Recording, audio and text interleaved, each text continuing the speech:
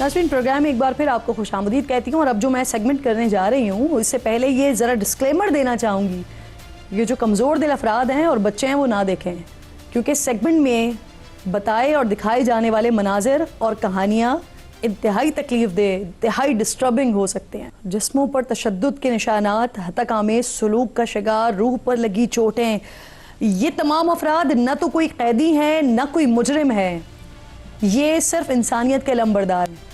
ये तमाम लोग ग्लोबल स्मूथ फ्लोटिला के रज़ाकार हैं जो जालिम इजराइल के ज़ेरे तसल्लुत मासूम फ़लस्तीनियों की मदद के लिए गज़ा पहुँचने की कोशिश कर रहे थे। पाकिस्तान, जर्मनी, फ्रांस, स्पेन समेत 40 ममालिक से गज़ा फ्लोटिला के सैकड़ों कारकुनान को इसराइली फोर्सेस ने बैनुल-अक़वामी पानियों में गिरफ्तार किया था, जिसके बाद गुज़िश्ता रोज़ उन्हें मुल्क बदर करके तुर्की भेज दिया गया।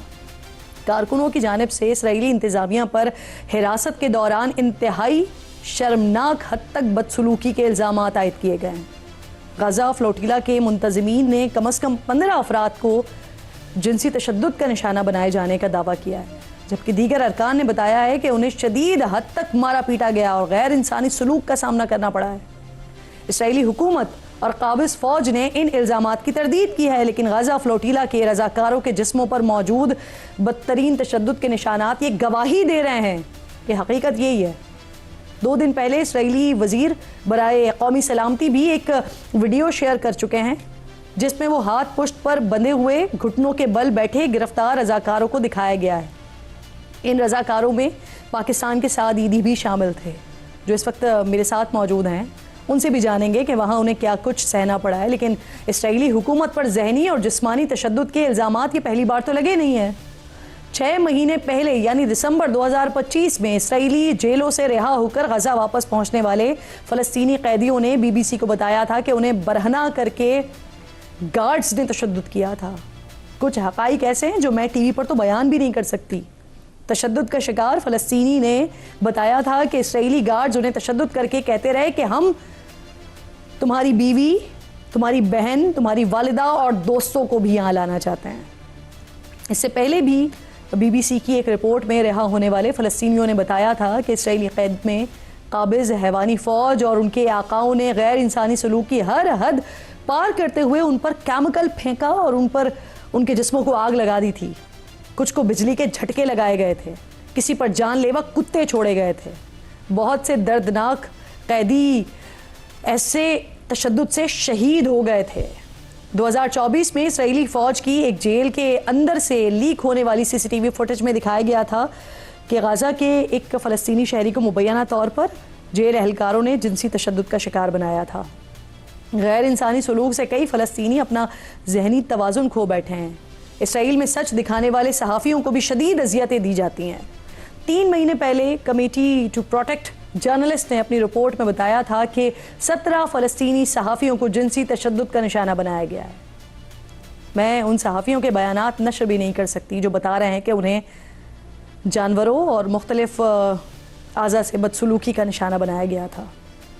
सादीदी मेरे साथ मौजूद हैं, रुकन है स्मूथ फ्लोटिला के, पाकिस्तान पहुँचे हैं अल्हम्दुलिल्लाह। सद शुक्र, बहुत शुक्रिया, बहुत शुक्रगुज़ार हूँ आपकी। और यकीनन पाकिस्तानी यही जज्बा रखते हैं गज़ा के लिए, फ़लस्तीन के लिए, और जो लोग जाते हैं वो हम तमाम का वो जज्बा यकीनन अपने साथ लेकर जाते हैं। आप उस काफ़िले का हिस्सा थे जिस पर बहुत ज़्यादा तशद्दुद किया गया, तशद्दुद की खबरें आई।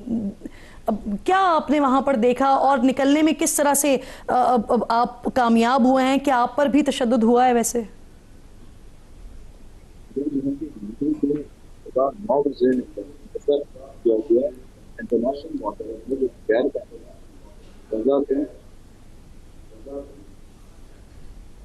गजा से 270 नॉटिकल माइल्स की दूरी पर इंटरनेशनल वाटर्स में इलीगली हमें किडनैप किया गया।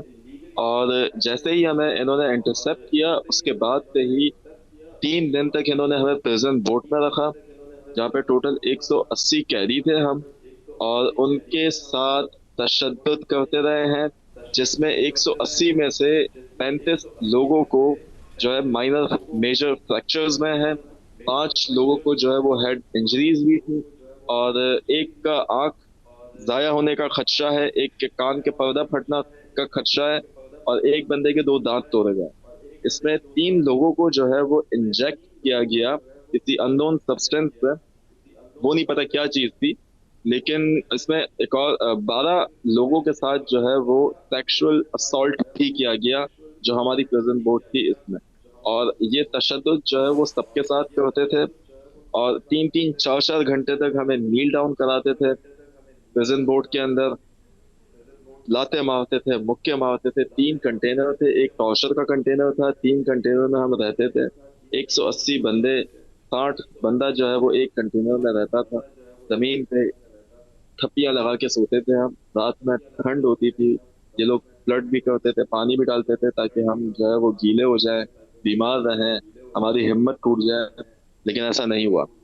اور اس میں کئی لوگ ایسے تھے یورپین جو کہ نان مسلم تھے. اس میں نان مسلم کی تعداد جو ہے وہ زیادہ تھی اس فلوٹیلا کے اندر. یورپین, امریکن, برازیلین, تیونس, 45 سے زیادہ ملکوں کے لوگ سوار تھے اس فلوٹیلا کے اندر.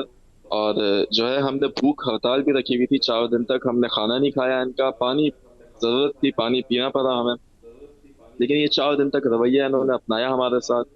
اور یہ دن میں 3 ٹائم آتے تھے, اور ایک گنریٹ کی ایک قسم ہوتی ہے جس میں چھرے نہیں نکلتے, لیکن آواز جو ہوتی ہے وہ بہت لاؤڈ ہوتی ہے.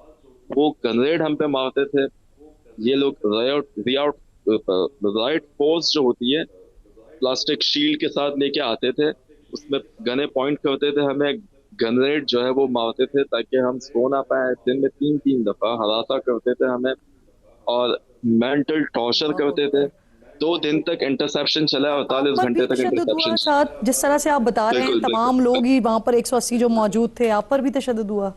سب پہ تشدد کیا ہے انہوں نے. کسی ایک بندے کو نہیں چھوڑا, کسی ایک بندے کو, نہ عورت کو. ہمارے ساتھ 77 سالہ خاتون تھی فرانس سے جو کہ میری بورڈ پہ تھی, ہم سارے ساتھ ایک ساتھ سوار تھے. ان کے اوپر بھی تشدد کیا ہے انہوں نے کسی کو نہیں چھوڑا. یہ انسان نہیں, یہ شیطان سے بھی زیادہ کچھ اوپر کی چیز ہے. یہ وہ ہیں, شیطان بھی ایسا نہیں کرتا ہوگا. شیطان نے تو صرف جو ہے وہ سجدہ کرنے سے انکار کیا تھا. یہ انسان نہیں ہو سکتا. یہ مجھے نہیں سمجھ آتا یہ کون سی آپ کو لگا کسی بھی وقت جو آپ جو سب کچھ بتا رہے ہیں, تو اس طرح کے حالات میں کبھی آپ کو لگا, محسوس ہوا کہ اس قید سے واپس جانا ممکن نہیں ہوگا؟ ہمیں بالکل اندازہ نہیں تھا, ہمیں کچھ بتایا نہیں جاتا تھا. اور میں آپ کو ایک بات بتاؤں, جو خوفناک منظر جو ہوتا تھا رات کو جب انٹرسیپشن ہوتی تھی, تو ہم سارے اپنے اپنے کنٹینر میں ہوتے تھے, اور یہ لوگ رات میں جب انٹرسیپشن ہوتی تھی اس وقت زیادہ ٹارچر کرتے تھے, لوگوں کو تیز کرتے تھے, ساری چیزیں کرتے تھے. اس وقت جو ہے ہم ان کی چیخیں جب سنتے تھے نا, تو خوف کا منظر ہوتا تھا ہر طرف, اور افسوس ہو رہا ہوتا تھا کہ کیا ہو رہا ہے.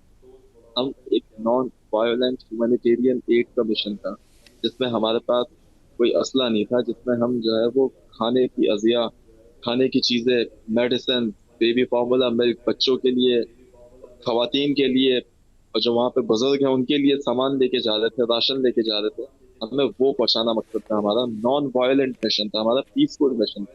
انہوں نے ہمارے ساتھ 4 دن تک یہ ظلم کیا ہے, اور ہمیں نہیں پتا تھا یہ کب چھوڑیں گے, کب نہیں, کیا کریں گے. اور یہ غزہ فلسطین کے اندر پچھلے 80 سال سے جینوسائیڈ چل رہا ہے, اور کوئی اسلامک ممالک جو ہے اس کے اوپر آواز اٹھانے کے لیے تیار نہیں. افسوس ہوتا ہے اس بات.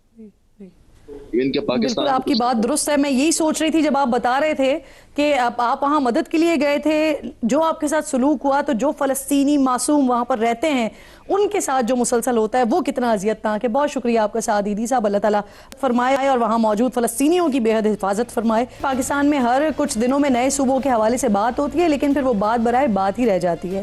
تو آج ذرا تذکرہ کرتے ہیں ہم کہ پاکستان میں نئے صوبے ضروری کیوں ہیں, سمجھنے کی کوشش کرتے ہیں. پاکستان کا جو موجودہ انتظامی ڈھانچہ ہے یہ انتہائی کمزور ہے. موجودہ صوبے فاق سے وسائل لے کر شہروں اور دیہاتوں میں برابری سے تقسیم کرنے میں ناکام ہے. کئی سیاسی مجبوریاں ہیں, کئی نااہلیاں ہیں, لیکن نتیجہ یہ ہے کہ سب سے زیادہ آبادی والے صوبے کے 2 سے 3 شہر تو تیزی سے ترقی کر رہے ہیں, لیکن باقی ہی نظر انداز ہیں. سندھ میں ملک کا سب سے بڑا شہر کراچی تو بدترین صورتحال کا شکار ہے. تعلیم, صحت اور انصاف جیسی بنیادی خدمات کی فراہمی ہر شہر کو یکساں میسر نہیں ہے. معیشت کا بڑا حصہ غیر دستاویزی ہونے کی وجہ سے حکومتی ٹیکس وصولی کی صلاحیت محدود ہے. صوبے کسی بھی صورت آبادی کو کنٹرول کرنا نہیں چاہتے کیونکہ اس سے انہیں سیاسی فائدہ حاصل ہوتا ہے. جتنی آبادی اتنی نشستیں اور اتنے ہی زیادہ چانسز پاکستان پر حکمرانی کے. پاکستان کی آبادی 24 کروڑ سے تجاوز کر چکی ہے لیکن آج بھی ملک صرف 4 صوبوں کے ذریعے چلایا جا رہا ہے.